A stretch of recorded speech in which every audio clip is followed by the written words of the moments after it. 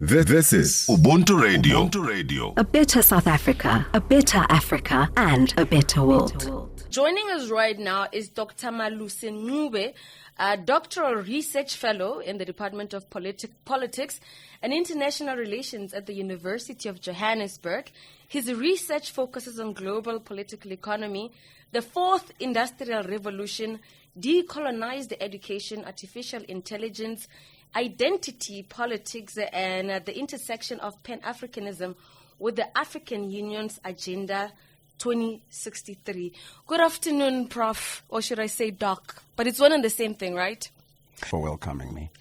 Briefly tell us about yourself. Who is Dr. Mncube, particularly looking at your journey as an author, a researcher, professor? How did it come about? Born, bred, buttered in Soweto, Pefeni, Orlando West. That's where I grew up, and I grew up between Soweto and Mfulo North. I went to school of Wales Primary School in Soweto, Zone 9 Midlands, and I went to my house school in Mncube High School. Then 78, after the June 16, I relocated to Kimberley, where my mother comes from. Then later on, when things were no more conducive for my pursuit of education, my parents sent me to Botswana. From Botswana, I went to Zambia. From Zambia, I went to Zimbabwe. From Zimbabwe, I was in Tanzania. Then I went to Germany. I stayed in Europe for a while. Ended up in East Germany, did some training there. We'll talk about that later on. Then I was in the States, came back 92 to Zambia. Then we came back as a group of exiles in 1992. You've been around. What a blessing it is, particularly at a young age, isn't it? It exposed my spirit, it exposed my mind, and it made me come full circle to realize that home is best. Absolutely. I learned quite a lot. I learned from a whole lot of human beings, different human beings, only to know that we are different tributaries that flow to the same ocean. So yes, I'm very enriched in that way. So I'm a cumulative bag of all human beings I've met in life. So there's nothing like an individual. I'm umuntu ngomuntu ngabantu. Absolutely, yes. Ubuntu, which is what also Ubuntu stands for, Ubuntu Radio. Absolutely, yes. Now, Prof, you have released several books leading to the latest one, Uniting Africa. Can you give us the background and the context of the inspiration behind writing this book, and how different is it from the previous books that you've written? Actually, it's my first book, Uniting Africa, the politics of regional integration and development cooperation. Okay, it talks about the times we're in right now. It's a post-independent Africa, South Africa being the last. It's after me completing my PhD, when I got my doctorate. I decided to quickly write a book that audits the political economy of South Africa and Africa. Exactly, that's what I did. So when you audit, you do a SWOT analysis. You look at the strengths, weaknesses, opportunities, and stress. That's what this book does. Where do we stand geopolitically as Africa? Where do we stand? Are we growing more powerful, or we're vulnerable and marginalized? So after the formation of the Organization of African Unity, which transitioned to become the African Union, yes, normatively, we've got strengths normatively, but we have a lot of structural weaknesses. And what do I mean by that? All this is in my book. I'm answering your question. Africa's economy, including South Africa, is not owned by Africans. And by Africans, I mean unapologetically, the majority black people don't own Africa. We might think we own it, we are on the periphery of it, right? So from slavery, colonialism, right up to now, financially and otherwise, it's totally dominated. I'll speak about that if you want us later on to go into that, to easily demonstrate for everyone how it is owned. So yes, then I look at the opportunities. What opportunities do we have to grow out of this situation? Yes, we do have an opportunity, and we can benchmark from a country that has done it in 46 years. What country is that? China. China has managed to be a superpower, to match the United States of America pound for pound in 46 years. And what does that tell you? It tells you that Chinese leadership was very, very committed, very, very serious. If you see a leaders in 46 years, which is almost 2 generations, because a generation is 25 years. 2 generations is about 50 years. If you see a leadership committed to doing that, that is serious leadership. It means they're not just excited by short-term gain. They think about their posterity, their future, the futures of their children structurally. So we can benchmark from China. Africa's leaders can learn from there. And I'm talking about the African Union, all of us. And I'm glad we do have already someone, a young man like Ibrahim Traore. Personally, myself, I speak for myself, I favor what he's done so far. Nobody's saying it's perfect, but what he's done so far, it shows that he loves his people. For me, that is what is prime first. You must love your people first and foremost, because when you love your people, you will commit, you'll make sure they're not hungry, you'll make sure they're educated, before you even look after yourself. So big up to Ibrahim Traore for that. And now, SWOT analysis, last threats. Is Africa threatened? Yes.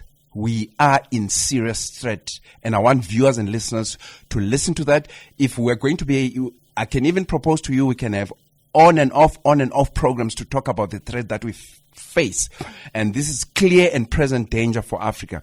Because we do not own Africa, and because now there is serious competition, rivalry between China, that is the East, and between the Americas. America is still powerful, but they're definitely declining.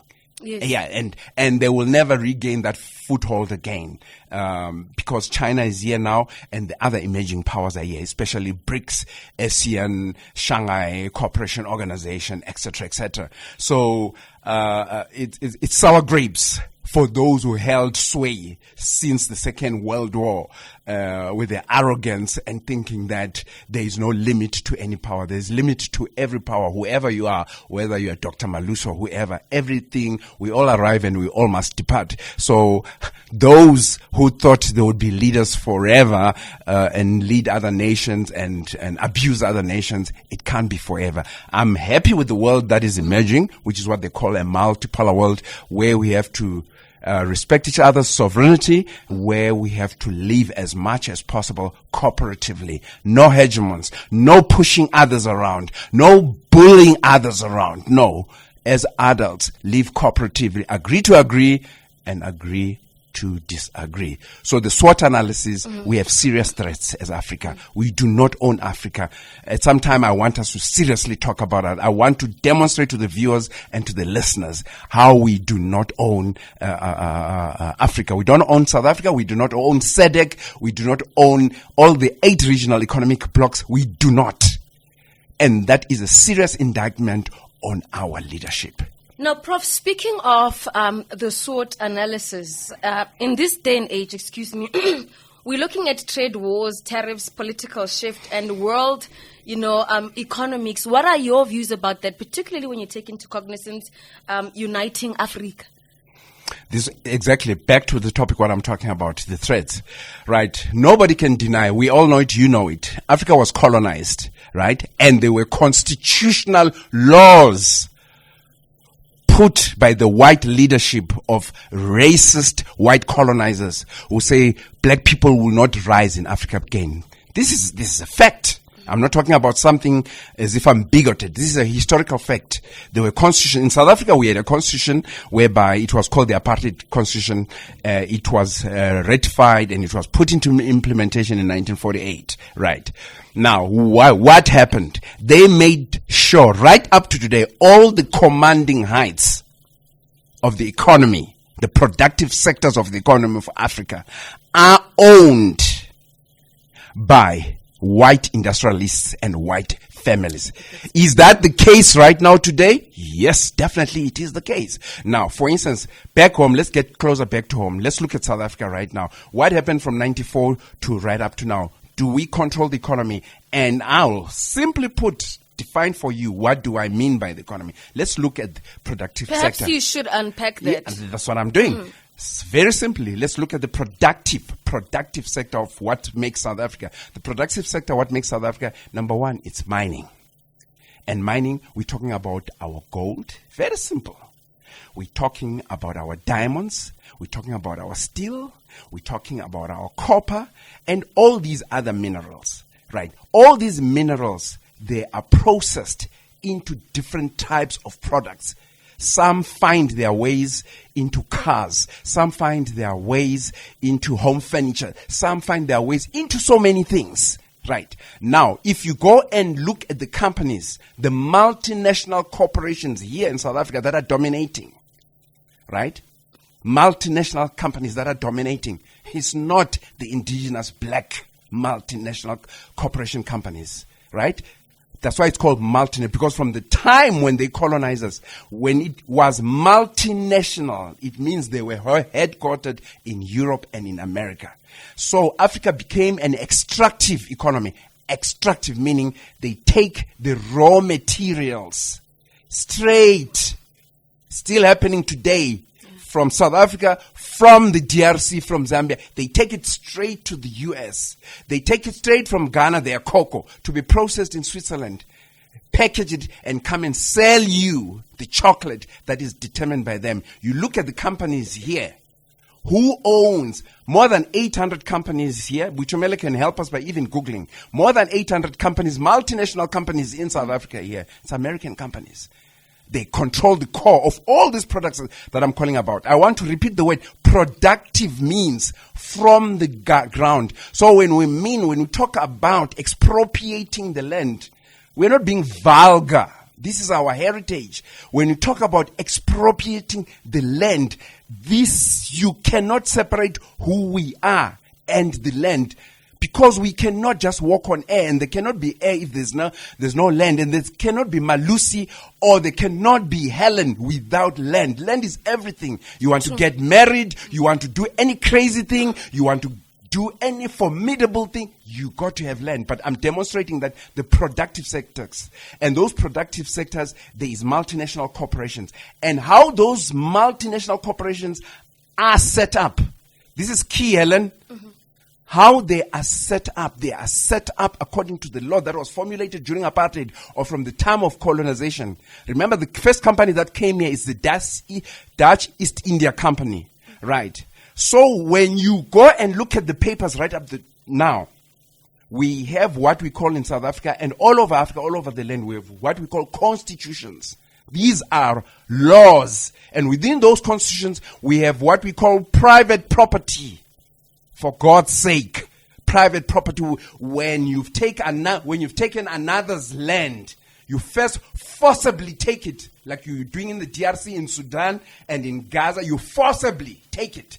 You show how uncouth, you show how barbaric you can be, how uncivilized you can be. And once you've grabbed it and you've ring-fenced it, and you've genocided our Herero people in Namibia, the frontier wars in the Eastern Cape, and when then you come up with your constitution, and someone says, we must respect private property.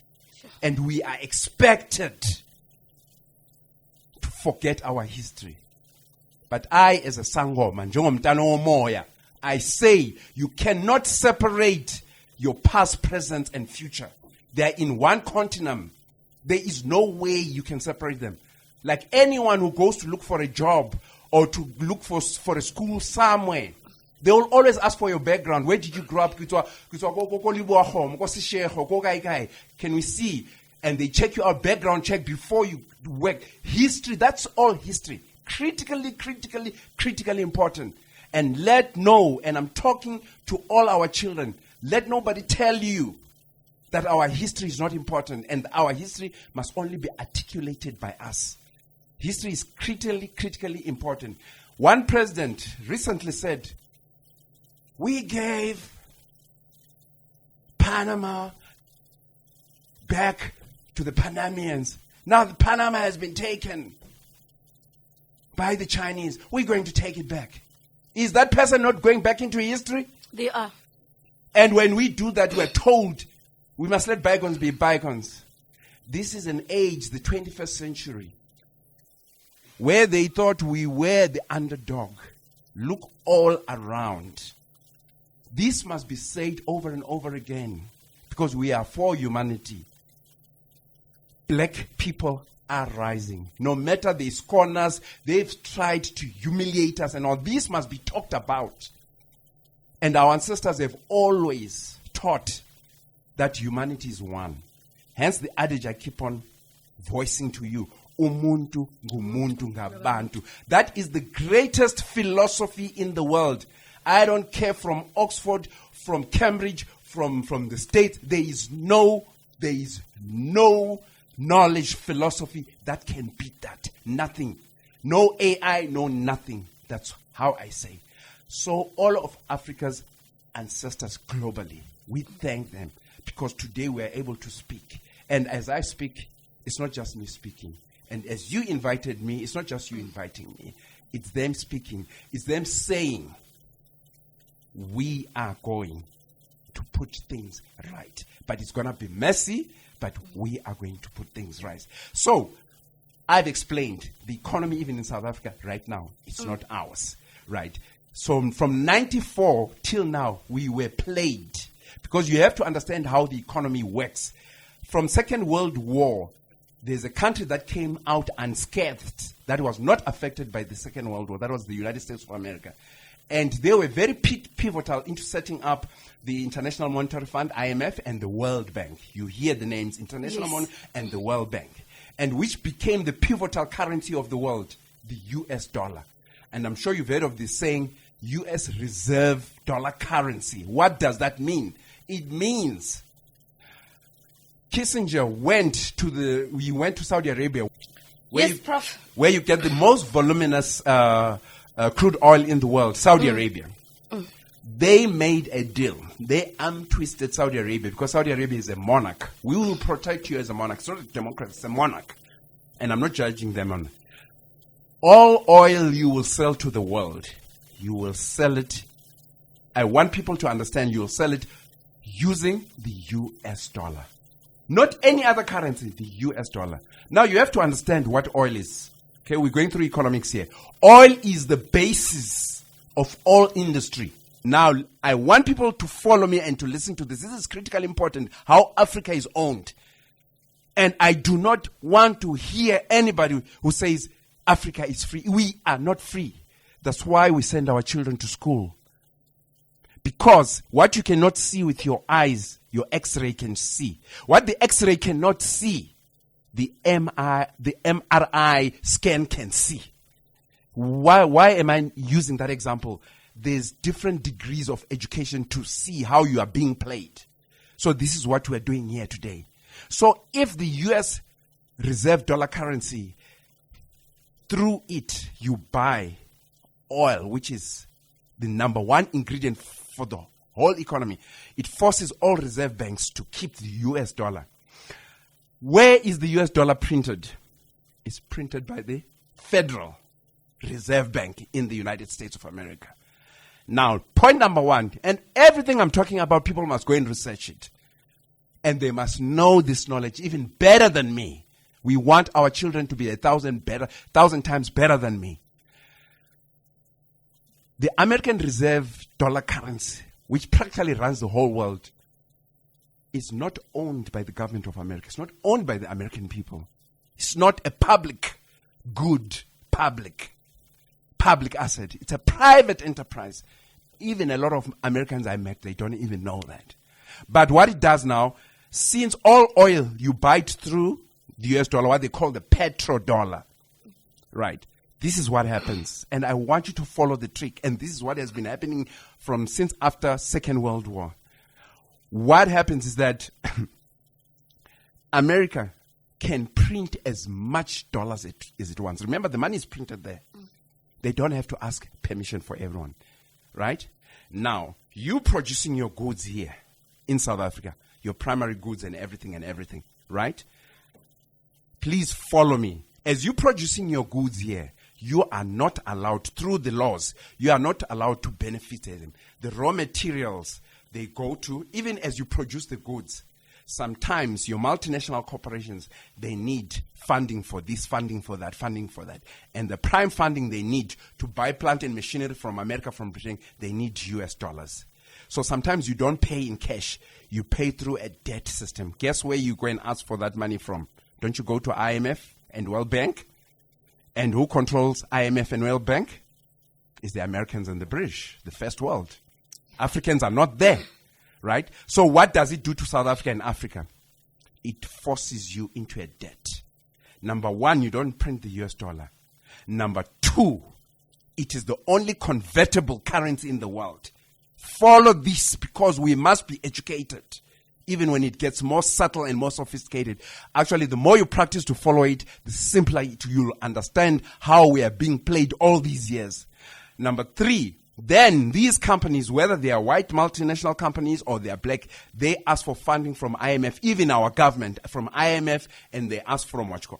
Now, who determines the price of the products that are produced in America or they're produced in Europe? Who determines? Is it the Africans who don't even have one brand car they've ever manufactured? We don't.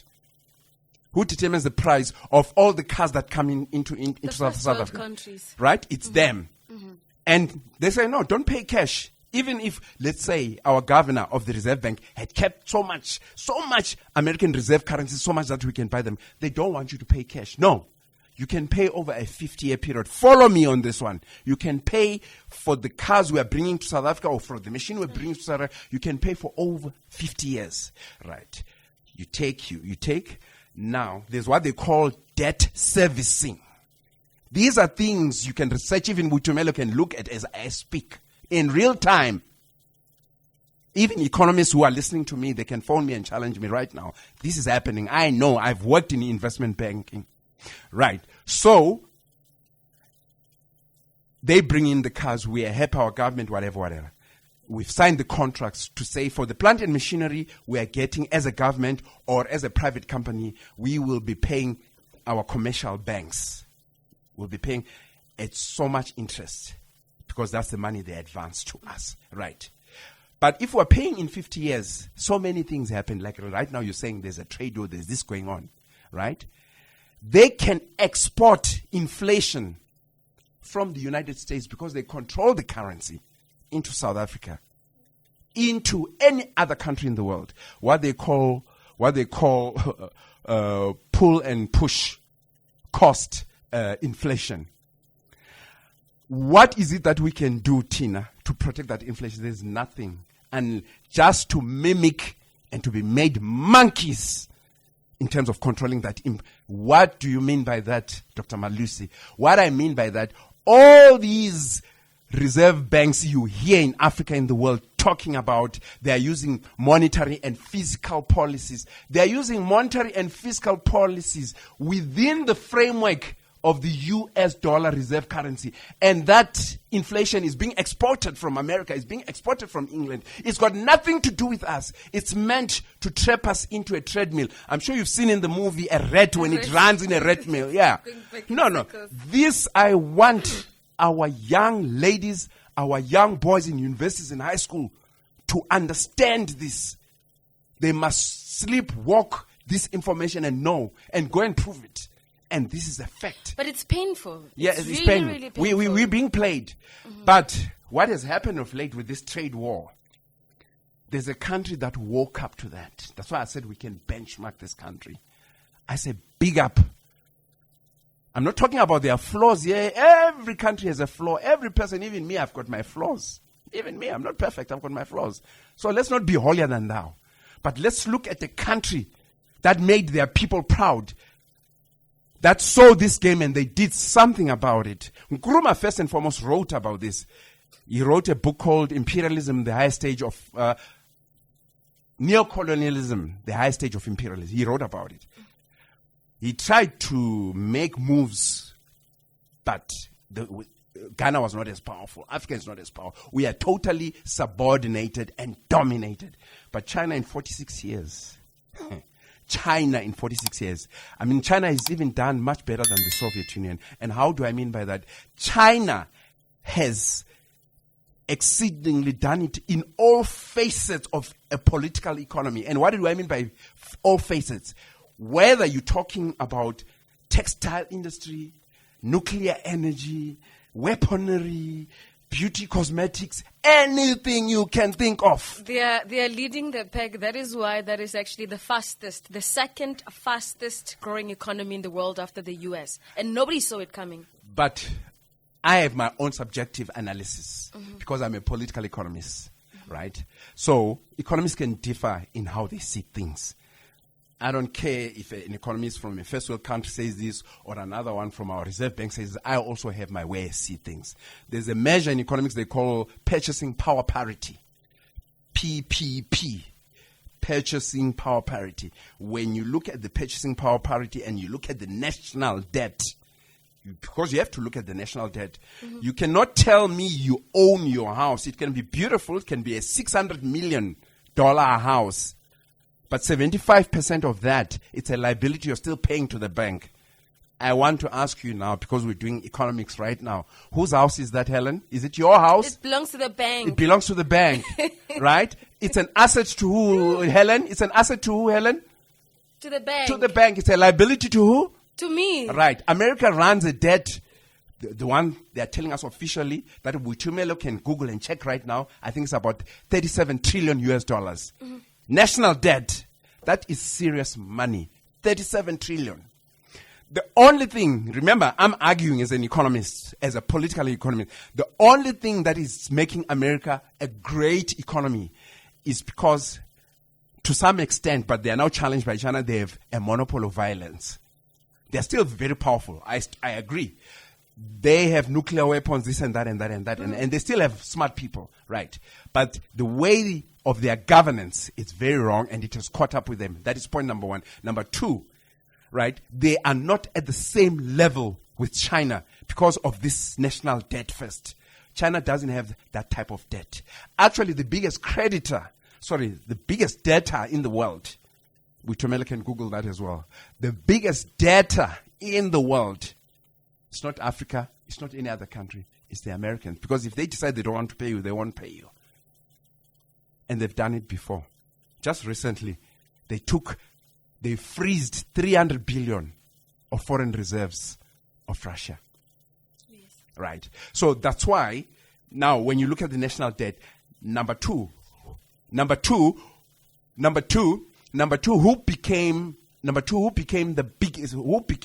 is now the biggest manufacturer in the world, where every other country is sourcing.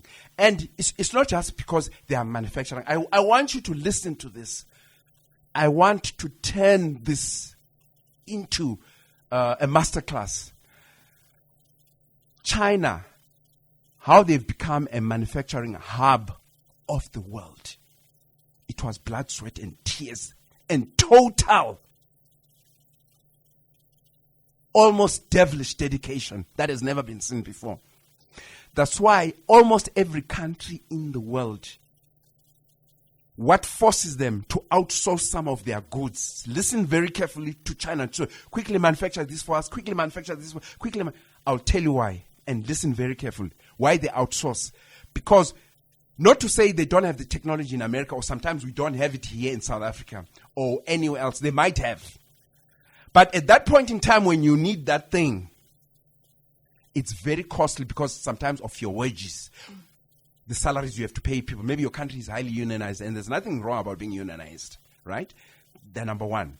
Number two, it could be also your supply lines, right? For you to deliver those goods, the turnaround time. Maybe the person who's giving you the deal, he says, I want these things in 3 months. And by the time you manufacture them, you can only manufacture and finish manufacturing them in 8 months. By the time you deliver them, they're no more interested in your goods, right? So you sit with the problem as a business woman, and you find out that your daughter says to you, Mommy, but what's wrong with you, Mommy? I was just checking I just went into ChatGPT and looked at your problem. Your problem says there's companies in China, many that can do that for you. How many cars you want, Mommy? I want 180 cars. This type, and I must deliver these cars within 30 days. They are wanted in France. I've got the deal. I used to be the ambassador there. I'm Helen. Somebody has given me this deal. If I can't, sorry, I've lost the deal because the person will relocate somewhere. No, Mommy, you can. You contact China, the pricing and everything. So what am I talking about here? I brought the technical knowledge they have.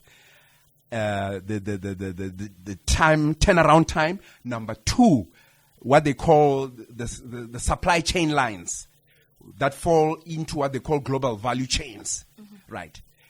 They even beat their own American ones. That's why you have the major American companies. China never put a gun on them. They went and relocated in China. German companies went and relocated in China without being forced because cost of production was very, very low there. So, Helen, what I'm saying, not once, not in this talk show, everywhere, over and over and over again, I want to be able to tell our industrialists 1,000 times many, our high school children, our entrepreneurs, our leaders. Some of our leaders do not technically understand this, what I'm talking about. They do not. Otherwise, they could have implemented it. If China can do it for its people in 46 years to be a superpower, China was poorer than South Africa. What is stopping South Africa? What is stopping South Africa? So we've just done a SWOT analysis, and I've answered your question. Now, do you think Africa is aware that it's equally a rising global superpower?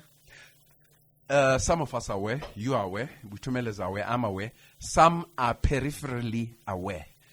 Some are substantively aware and peripherally aware, but they are not spiritually aware. Because I believe what ultimately moves you. Remember I said you can't separate history, present, and future. They are all one. Ask yourself in terms of leadership, Helen, what moved the Chinese leaders? The Chinese leaders suffered from colonization of the British Americans and the Japanese. They had what they call 100 years of humiliation. They almost went through the same thing. But in 46 years, Helen, in 46 years, Helen, they managed to be a superpower. So it's not just understanding superficially, peripherally, or substantively, intellectually. It's also spiritual. We are spiritual beings, for God's sake. You must love your people. And you must be willing to dedicate and sacrifice your life for the people. So I can definitely tell you, Helen, that's what the Chinese leadership did. They sacrificed for their people. Helen, I want you to imagine is, how do you take out 1 billion people out of poverty? In 46 years, how do you do that? No, can you... Helen, have you ever imagined 1 billion in your life? Have you ever counted? I don't think. No, I've just imagined it. Let me break down the picture for you. Count from 1, 2, 3, 4. Then you get to 100 million. Then you get to 200 million, 300 million, 700 million, 800 million, 900 million, 950 million, 951 million, 990 million, 991, 999 million, then 1 billion. You take out 1 billion people out of poverty. I was in China. I saw the building. They produce about 19,000 PhDs every year. Young. That takes serious dedication. China must have told themselves, this 100 years of humiliation, we will not take it. Why there's this trade war rivalry? I will explain to you what has happened with these tariffs. And these tariffs are not going to work. And I'll explain what tariffs are. Because even some of my American friends that I've met, they don't understand what's this nonsense that Donald Trump talks about tariffs. I don't think he even understands. A tariff is basically a tax. It's a tax. It's an import tax. That's what it is. It's a fancy name, or it's a technical economic term. A tariff. So, for instance, electric vehicles or a hat like mine, it's made in China. Okay? So, let's say this hat is made in China. Everything, by the time for it, when an American orders these hats, per unit, this hat, by the time he imports it into America, it's $30,000 US. I'm exaggerating. There's no hat, but I'm just giving an. That hat is 30,000. Ne? It gets to America, or it gets to South Africa, and nobody can make a hat like that, as cheap as that, and nobody can make a car like that, especially electric vehicles, which is what the Chinese have beaten the Americans to, with a company called BYD. Build your dream. Right. Now, I'm explaining tariffs. Now, what Donald Trump is doing, since his presidency started in 2017 or 2018, He's saying, I'll put tariff on them, 100% tariffs, 150% tariffs. At the end of the day, I will demonstrate to you the one who pays the tariffs is ordinary Americans, not the super rich Americans. How so? Because when this head is leaving China, it goes to the United States. It's leaving China at $30,000 per head, right? So Donald Trump says he wants 100% tariff on it, meaning that if I'm a retailer, you and I are retailers, we have a boutique in the States, we order this one head for it to come to the States, right? He wants 100% tariffs. Probably he's also trying to protect other people who are manufacturing heads in America. Fine, that's a big up. So when this head comes, before we pick it up, or before we pick up that car, right, to go and put it at the dealership, it means we must pay 100% tariff. So what is 100% of 30,000? It's another 30,000, right? That makes it 60,000. Do you understand? Yes. So that makes it 60,000. So by the time me and you take that car of 60,000 rands and we put it in a dealership in Detroit in the States, we put it there in the dealership. We're not going to sell it for 60,000 US dollars. We're not going to make any profit. We must calculate rent, this and that, and we have workers who are unionized. They want a living wage. Otherwise, they're going to toy, and we're going to end up selling that car for what? 100,000.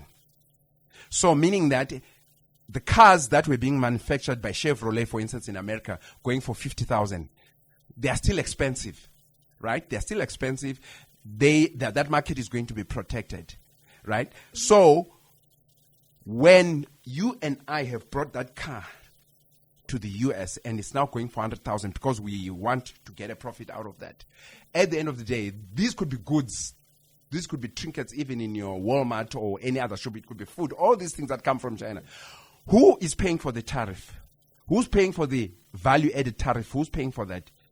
Is it the super rich, the billionaires? Is it Mike Zuckerberg? No, is it Donald Trump? It's the ordinary Americans.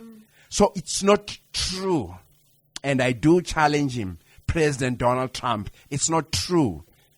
He needs me to give him a lesson on what a tariff is. He doesn't even understand unless he's playing his own people.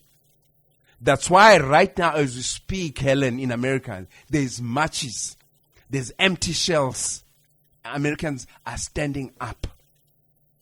Because the cost of living has become so exorbitant. So a tariff, it's when the rich, the super rich, are actually burdening the poor. And how do they further burden the poor, having explained what a tariff is? Right? They change the laws. And they make sure and they make certain, Helen, whoever they put, whether it's the governor of the Reserve Bank or the Minister of Finance or whatever, they make sure the laws of tax that are put around, they get all these tax breaks or tax advantages or what they call tax holidays. Okay. Yeah. Now you go and ask Helen and Butumela and whoever, even if Butumela is very smart, right? Butumela doesn't command a return of 2 million a year. So you'll say to me, Malusi, what the hell? What tax breaks can I ask for? Okay. Right? But you will find that income tax, I will ask you and Butumela, are you happy with your income tax? Don't you think here in South Africa your income tax is generally high? It is. It is. Do you know in South Africa there's executives here in South Africa, and some of them were architects of apartheid. They are making more than 120 million rands a year. I want you to tell me, Helen, is that fair? When other people can't even get even NEFSA's money, or they get NEFSA's money late, it's not even a definite thing, and we're supposed to keep quiet about that. Huh? And South Africa has one of the highest paid executives. Please ask Butumelo to even Google it. It's not an exaggeration. The highest paid executives. It could be about 120 million rands a year. Total package. I don't care how smart you are. You can't be earning such amount of money and you tell me it's free enterprise. There's no free enterprise. When you have graduates in South Africa, they have no jobs. They have no business opportunities. So I've just given you those examples. Okay. And I've tried to persuade you that we do not own the South African economy. Okay. And I want my South African people, the black majority South African people, I want South African people to educate themselves not one day, not just because of the degree you got, every day. And we must be globally ambitious. If South Africa can be if China can be a superpower, what is stopping South Africans? What is stopping South Africans? I want black South Africans to be globally ambitious. And the only way we can be globally ambitious, we have to, in so many creative ways. I don't have all the ways because there's other brilliant black economists. In so many ways, we must integrate our fiscus and our monetary policies here in Africa. Because our competitive edge as South Africa, our competitive edge in South Africa, in terms of trading, remember, we make our budget, our GDP, here in South Africa because we trade in the world. We're not an island. We cannot just say we are South Africans when we are not trading. I'm explaining my book again. Mm-hmm. I speak, everything I've said, I speak about it in my book. It's a 500-page book. It's because we trade. And our greatest competitive advantage in terms of locality, it's Africa. Because in terms of beneficiated products, we cannot compete in America. Even through our AGOA, what goes there, it's actually primary raw materials. That is not even serious economics. Do you understand me? It's not. These are things our children should be seriously, intellectually talking about and feel it with their soul. South Africa and Africa face an existential crisis. I will repeat. We face an existential crisis. We can't be monkeying around when China has done what it's done. We should be asking ourselves, our leaders should be asking ourselves, if China did this, why did they do it? Because they saw an existential crisis. And to show you that it's an existential crisis, by the time the Donald Trumps woke up, it was too late. China is so much integrated into the world economy. For America to go forward, it's worse. To go backwards, it's worse. To go sideways, it's worse. To go upwards. And Xi Jinping just says, let's work cooperatively. He speaks less, but I can tell you, China and Xi Jinping, I take off my hats for them. They speak very loud through action, but they love their people. So we do not want a leadership in Africa. Again, big kudos to Ibrahim Traore. He's trying. We do not want a leadership in Africa. I was actually about to ask you because there's been a lot of mixed reactions regarding that president of Burkina Faso. Mm-hmm. I mean, there are other people that really have applauded him for the good work that he's doing since taking over. And then there are those that really are not for what he's doing. What are your views about that? Because I wanted to ask you that. I can speak speculatively, probably. What is it that they don't like? And for instance, I've debated some of them. No, what Traore did by coming through a coup is not democracy. It was not free and fair elections and all that. Now, when I look as a political economist at the history of the world, right, when you seize power and when things are not going right, you do not do 3 elections.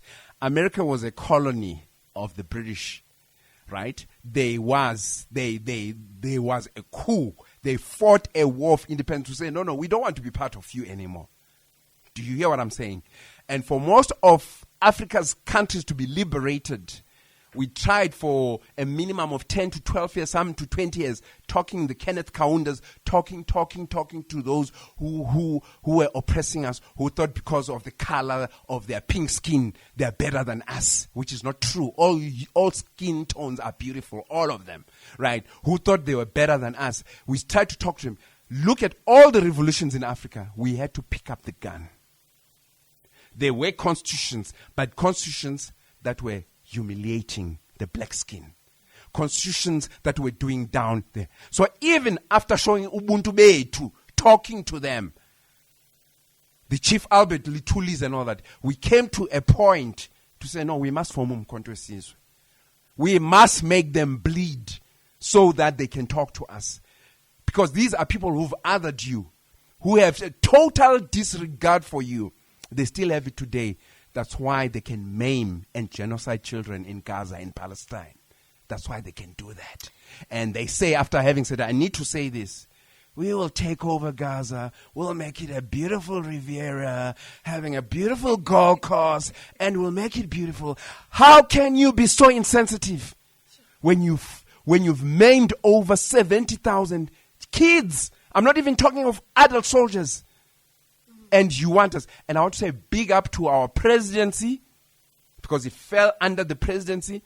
I'm not talking about other politics. Our presidency, which falls under Ramaphosa, our presidency for bringing up the case at the ICJ. Okay. Big ups to the South African presidency. I say big up to our international relations. Big ups to that. Where something's good, remember we're doing a SWOT analysis, we must praise it.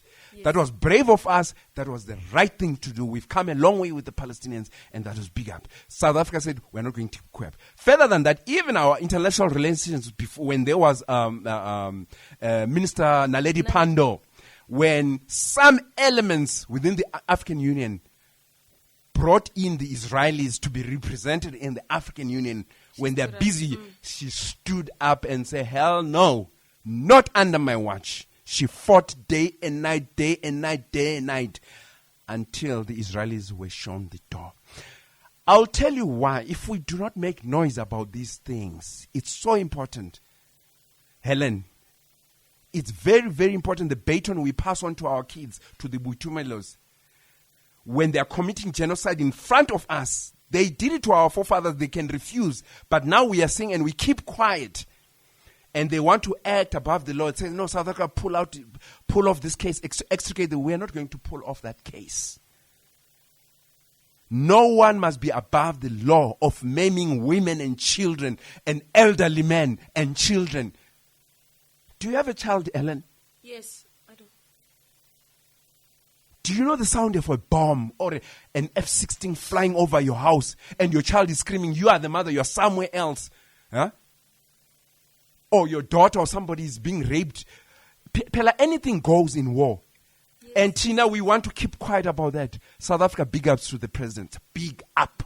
Doctor, what are your views on the ideology of one currency, one continent, and really, what will it take to liberate Africa? I believe first and foremost, answering your question, we are spirits having a human experience. Yeah, because it's the non-physical. Whether you want to call spirit the mind, whatever, but nobody sees the mind. It works through the brain. Some people say and all that. We are spirit first before we end. So I want to say to people, and I want to persuade people, sometimes it takes time. That's why if you're leadership, sometimes you are misunderstood. Sometimes you are ahead of your time. Everything that happens in your life. So for you, Helen, for instance, you are here in South Africa or you go to China, you go elsewhere. And when you are here, Helen, you meet Ghanaians and they end up being your friends. And you meet Libyans, they end up being your friends. You meet Lesotho, and one of the girls you meet, she will be kind to you and say, you know, Helen, I need to share something with you very quickly. I want to tell you, do you know that my brother is one of the Zamazamas? I'm trying to tell him to stop this, but he's saying there's no food in Lesotho. I'm not justifying this, no. I'm saying the people who come across in your life. So I want to everybody who is listening. We live in very trying time, the 21st century. This is our century as Africans. Every experience we're going to have collectively as South Africans and as Africans and as humanity globally, and every experience you're going to have individually. Whether you know it or not, it's a spiritual experience. I want you every day, every experience you have, you must critique it. Critique it doesn't mean you're saying, no. Critiquing it means you unfold it and you audit it and you see what is it that I benefit from. Because every person you encounter in life, I'm speaking spiritual, every person, I don't care if they're from where, they're Chinese, they are white, every person you encounter in life, they are mirroring you. They are actually you. And I'm speaking spiritually. They are you. Every person you've ever met, Wena, Helen, and you, Butumele, every person, black, white, colored, whatever, Indian, even the ones you hate, the ones who hate you, every person, they're there to mirror you. You always have the opportunity to ask, what is it that I can learn? And out of that, you can make a choice. Yes, you can make a choice to be a bigot. Some people became bigots, and they came up with the apartheid constitution, and they called us kefirs and all that. That's the choice they made. And our leaders like Oliver Tambo made a choice and said, we're going to fight this. Yeah. So every single person, having said that, I'm going back to your point of one currency and all that. So in South Africa right now, we are having, I've explained that we don't own the economy. And number two, we have whereby there's illegal, undocumented people. Right. Mm-hmm. Right. We've come across them collectively as South Africans, and we will come across them individually. I want to say to my people, whatever you come across in life, have no fear, but engage intelligently and engage as a child of the ancestors, as a child of God. Because if vilila semhlabeni, the world turns around. Nobody can guarantee that 60 years from now, 70 years from now, there won't be wars in South Africa and people running as refugees to Lesotho, to Malawi, to wherever, right? And them also, because nobody knows exactly how long life is. So you as an individual, you must engage in that first. And number three, I want to quickly say, I do not support any criminality. I want to make that very clear. Whether coming from South Africans, whether coming from Malawans, coming from Nigerians, any type of criminality anywhere in the world. Hence, I'm happy with this ICJ, because this genocide is criminality. So anyone selling drugs, whether here in South Africa or anywhere in the world, whether that person is South African, is Nigerian, I don't care, whatever they want to call themselves, the law must take its course, Helen. I think I've repeated myself. I don't support any criminality. And anyone, I cannot myself go to Malawi without a passport and the proper papers. Once I find myself without, I've broken the law. I have to respect their laws. Same thing if I go to Nigeria or Ghana, or if I go to Saudi Arabia, I have to have the papers. Every civilized country has that. So, those who are in South Africa equally, who do not have papers, they must get out of the ways and make sure that they are properly documented.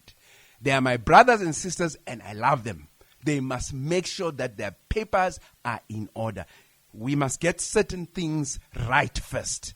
Right. Mm-hmm. Having said that, I have explained who owns the economy of South Africa. I've given you examples of the US dollar reserve currency, the multinationals that are here and all that.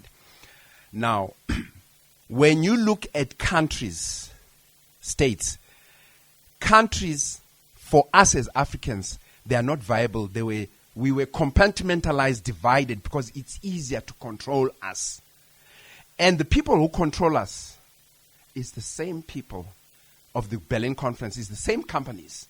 Because all those companies still, at the end of the day, most of them, they're at the Johannesburg Stock Exchange. They are at the New York Stock Exchange. They dominate those stock exchanges. They dominate all these big banks you find in Europe, you find in America. So it's still the same families, it's still the same multinational corporations. Right. Now, what I want to say, listen to me very carefully, Helen. There is no South African, even the ones who are calling themselves billionaires right now, who can command the same revenue as Microsoft. I want to make myself clear. Microsoft runs into trillions of dollars. Microsoft is not a company like South Africa. It's a company that has become globalized, multinational. But it has better influence more than South Africa. And they can arm-twist South Africa better, more than South Africa can arm-twist Microsoft. So what I want to say to you, Ellen, now, you'll see, for instance, Microsoft has got all their Microsoft companies all over Africa, and there's certain fees that we have to pay. Follow me. That's why they are called multinational. This could be many types of products. Now, if we need a policy change, to change a certain policy, so for instance, we say, Microsoft, you are operating in Africa. We don't want to say South Africa, because we want to get a bang for our buck. You are operating in Africa. That's the language to speak. you'll get more mileage. If you say, Microsoft, you are operating, listen very carefully, you are operating in South Africa. There's no reason for Bill Gates to listen to you. Who are you compared to his $1 trillion base? Do you hear what I'm saying? Mm-hmm.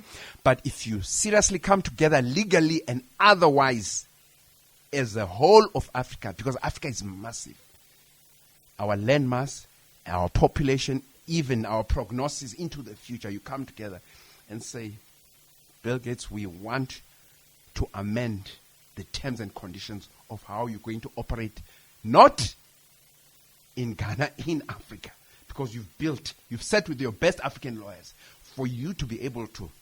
Now, you're not just going to be paying us royalty fees. We want a shareholding of Microsoft 50-50. Shareholding, meaning downstream, we share the profits, everything. We want to know how Microsoft is operating. We share the intellectual property. Do you hear what I'm saying? And that's how it's supposed to be, actually. But now our leaders are excited. No, Runa South Africans will do it this way. Where does that get you? This is silly, man. This is Mickey Mouse. That's why I want the Butumelos. This is serious. This is what China did. And that's why in 46 years they moved. They did not play games. You are not going to do anything as Lesotho alone. Forget. And then, Prof, your views really on President Trump, the president of America. You know, there's a narrative that was pushed in the last couple of months and saying that there's a genocide in South Africa, right? Now, a few days ago, really, President Trump also made remarks about the killing of Christians in Nigeria, went on to say that he might be sending the American military to sort out the situation now in Nigeria. Now, I mean, you cannot be so gullible to quickly believe that there is a killing and a massacre of Christians in Nigeria when we knew very well that there was no genocide in South Africa, yet this was something that was peddled again and again and again. Now, speaking at that, what I'd also like to know is, what are your views about the notion that Africa cannot sort out its issues? Do we really need the Western leaders to come in and solve our issues here at home? First and foremost, remember, Helen, I said to you, answering your question about Donald Trump, first and foremost, I said to you, you can't separate history, present, and future. They're inextricably intertwined. They move at the same time, right? If you go into quantum physics or mechanics, it tells you that an atom can be at many places at the same time, but it's a topic for another day. But having said that, first and foremost, I want Africans and our leadership and the Butumelos, when I mean Butumela allowed me to use because you're an upcoming youngster, your generation and all that, I want you to be confident because they've tried a lot, the white world. And when I mean the white world, not all white individual people. I'm talking about those who enslaved and colonized us and came up with constitutions to humiliate our black people. They did everything to make black people humiliate them, for us not to be proud of our melanated skin. That's why I will repeat that word black over and over again, because I want my people to have pride in it. Trump, like many of his kind, he's not the smartest. I want our black youngsters to stand up and challenge Trump without fear, without nothing. And I'm not talking disrespect here. Just putting across, benchmarking from the philosophy of our ancestors, the most brilliant philosophy, Ubuntu Drive.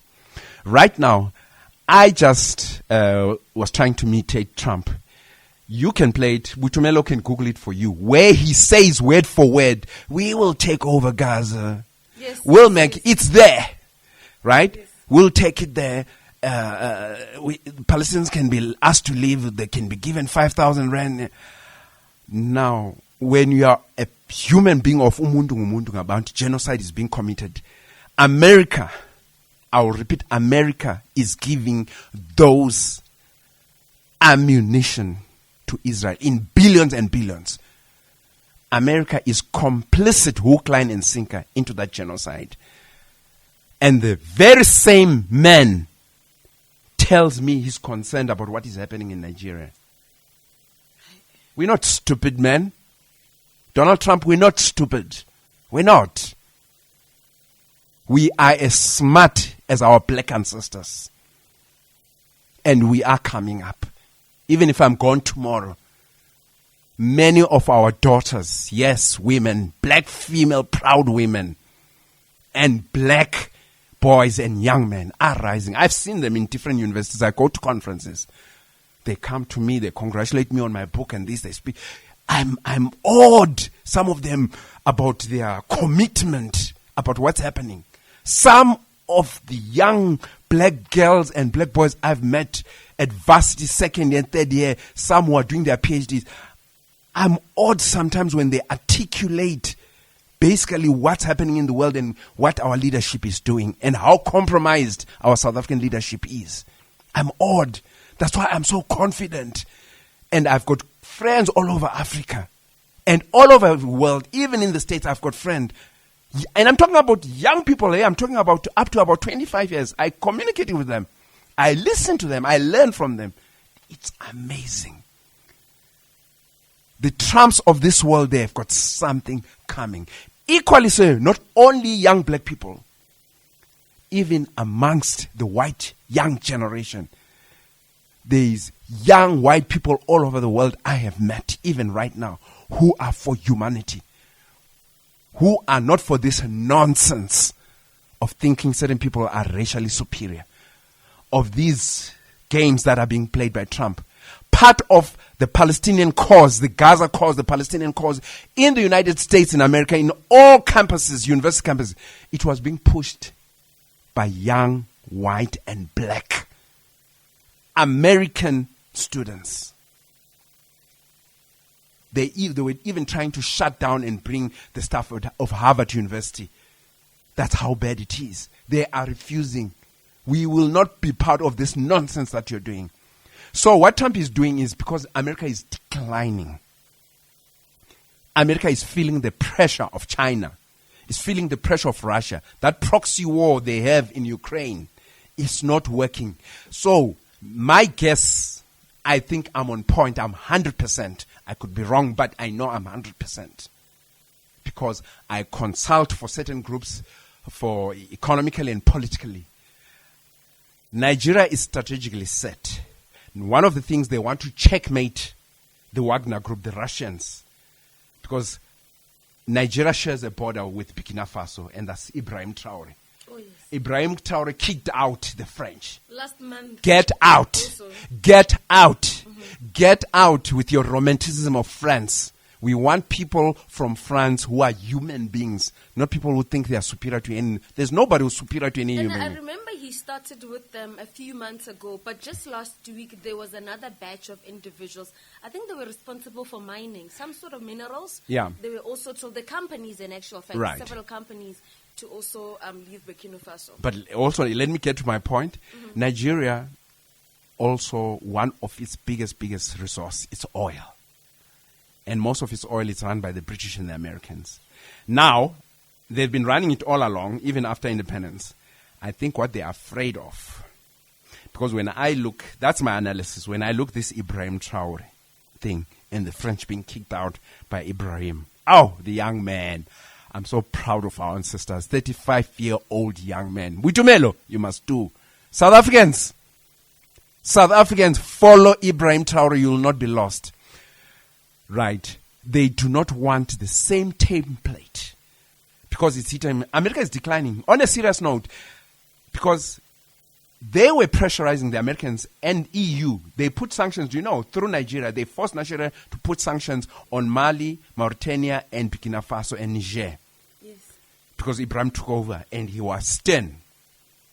And Russia supported him.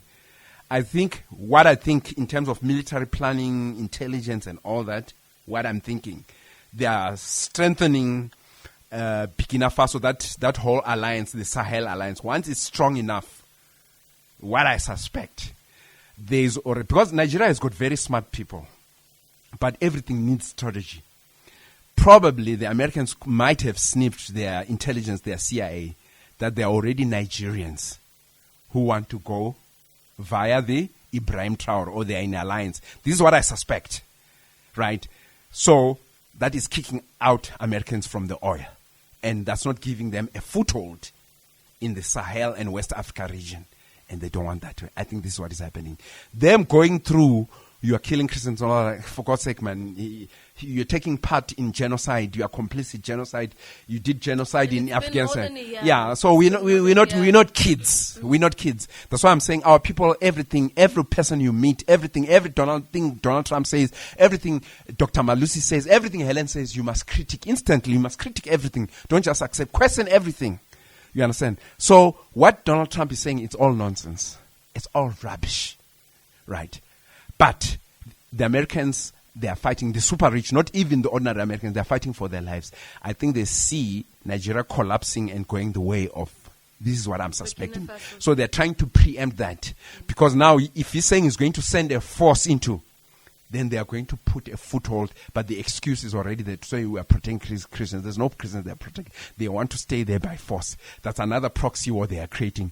Just like NATO is staying in what you call by force in Ukraine. Just like it's very possible in South Africa. I'm sure you've heard Amahem about Western Cape must secede from South Africa. It must, you know about that, right? Yes. Especially last year. So, don't take that as a joke. Yes. Don't take it. And now there's this Afrikaner thing that we were killing. Even progressive, wonderful Afrikaners are saying there's no rubbish like that. Crime, there's no genocide that is happening. Donald Trump is not stupid. He knows it's a way of keeping a foothold. Because remember, Africa is the frontier of the 21st century. We have all the resources in the world and everybody wants to be here. That's why black people, young black people, Traore has set it up for you. Hear it from me, Bokoko Makosi. Hear it from me. Traore is not wrong. Nobody's saying Traore is perfect. No, he's not perfect. Mandela was not perfect. Chris Hani was not perfect. Dr. Malusi is not perfect. Helen is not perfect. But very few people can sacrifice their lives like what Traore has done, or like what Chris Hani did, or like what Steve Biko did, like what Sabelo Palmer did. To sacrifice your life for your people, that is the true love. Not then and tell me that is not love. We don't have love for that. Is not love. Love is when you sacrifice for the future of your children, what the Chinese did for its people. That's why now, as much as America walked into Iraq and destroyed Libya, can America walk into China and do what they did in Iraq? No. So, don't the Chinese, the leadership of China, love their people? They do.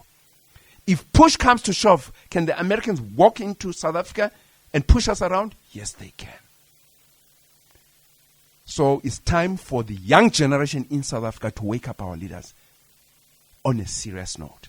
And all black South Africans must be at the level of Traore and even better. Must be at the level of Steve Biko, even better. Must be at the level of Chris Hani, even better. Economically, scientifically, spiritually, and otherwise. Where I make mistakes, where you make mistakes, Helen, where Mandela made mistakes, is for the young black South Africans to correct those mistakes. And with that, Africa must unite. Africans globally must unite. We only have ourselves, as Steve Biko said. Dr. Mncube, in closing, where to from here for Dr. Mncube? And of course, in terms of getting your books, really, because there's a few that you have published, how do people get in touch with you? Where do they find the books? Can they pre-order? For instance, Uniting Africa, the politics of regional integration, that's the economic aspect of it, and development cooperation. That one you can you can get it online, but you can order from me as well, because there's copies that are autograph. I put my autograph on it and all that. So you can actually phone me or get me on my email. Can I spell out my cell number? No problem. My cell number is 078 8681 451. 078-8681-451. I'm on LinkedIn, I'm on TikTok and all social media. So what are those platforms? What's your handle? I don't know my handle by head. I know, I'm just being honest. I don't want to I want to say to my people, whenever you are asked a question anyway, even if they say you are a fundi in politics, in economics, or in astrophysics, whatever it is, like you ask me a question, that's what confidence and knowledge means. If you ask a question, and if you don't know, straight away just say you don't know. And you go and research. And you say, okay, I'll come back tomorrow and I will know it. Don't say you know something when Own you your don't. truth. Yeah. Because nobody, even the genius of geniuses, except God, God is the one who knows everything. That's our belief. Right? But as a human being, you'll never. So please never. But it doesn't mean you mustn't have courage. We have no time to lose. So my number is 078-8681451. I've got the book, Uniting Africa, the Politics of Regional Integration and Development Cooperation. Right. And I want to clarify one thing very, very, very quickly. I want to repeat it because I've sent it to Helen. It's very important. As I don't support criminality, I don't support drug trafficking, and I don't support human trafficking and organ trafficking. Any type of criminality I do not support from anyone, anywhere in the world. Nobody has a right to hurt another person or to drug and to have another person to be drug dependent. That is wrong. I don't support it. Number two, go to any other country, just make sure your papers are right. As Africans, we must welcome each other and all that. Yes, we'll talk about it. It's another for another day, how we can unite Africa. I think I have brilliant ideas on how we can. You see, when we talk, from my part, there's a paper I'm developing, how to open a border. It's not opening up borders, what some people say we must be reckless. No. I can give you an example. There are many things that have already opened up borders. And that is what I call brilliance. For instance, Dr. Malusi, what things have opened up borders? The satellite system, the GPS system. How do you think Bill Gates has Microsoft? It cuts across borders. He's defied what a nation state is. Right? He breaks it into small parts, countries that are non-viable. And if you are still caught up in an intellect that is stone age to say, Lesotho, Namibia, we are not going to go anywhere. We are not going to have mileage when we discuss income, economic policies, and we do business with China. We are going to get serious mileage when we sit as Africa and we are going to discuss any infrastructure business as Africa with China, other than just doing it as South Africa. There's nothing I'm going to do. So if we're going to go and approach China and say, China, we want you to build a railway network and a train network and an aeroplane network in the whole of Africa. China is the technology. We will pay you, this is how we'll pay you, and all that and all that and all that. In terms of structuring a deal, what they call financial modeling and all that, China will listen to you on a serious note, because you will have converged financially, economically, and otherwise in aspect of that, because they want recourse if things go wrong and all that, right? That way we get mileage, and we'll even say to China, we will want certain percentage of this because we're giving you that and that and that. Certain things I can debate with anyone. You are not going to get mileage if you are going to enter certain deals and certain economic policies as South Africa. You're not going to realize anything. It's a waste of time. It's Mickey Mouse business. But if you're going to benchmark and follow what China did, you're going to get somewhere. This is why the relationship of Russia and China today, which the US didn't want, and which they brought about through their stupidity, right? When you mix Chinese technology and Russia's technology, it is actually making the American thinking class wet in their pants, because they've made a serious mistake. So Africans have to come together, and we are not saying they must come together and the law must go down. No, we are not for criminality. There are many ways, and we can create jobs. And I can get involved with any organization, and once there's papers I've been developing for the past 2 years how to go about that, but the political will must be there to do it. Because part of how you can bring about that entrepreneurial spirit in Africa is it just doesn't come from the top down, from the top leadership. You have to release people. Our people have to move around the country. You must create that's how their creativity comes. give you an example. Look at who created Apple. What's his name again? The late guy? Steve Jobs. Steve Jobs was not a university graduate. But by the time he was 47, 50, he was a billionaire. He created Apple. He was a friend of Bill Gates. Bill Gates said, "You're too late, man. I've dominated the mass computer market. You are late." Steve Jobs says, "There's an area you do not look at. I'm still going to do computers, and I'm going to beat you to it." He says, I followed their book. I was reading comparatively. And he says, "What is that?" He says, "No, you'll see when I do it." And do you know what Steve Jobs did? He concentrated on the app market. Instead of the desktop and all that, he took the desktop and he made it portable into a laptop and tablet and all that. High-end.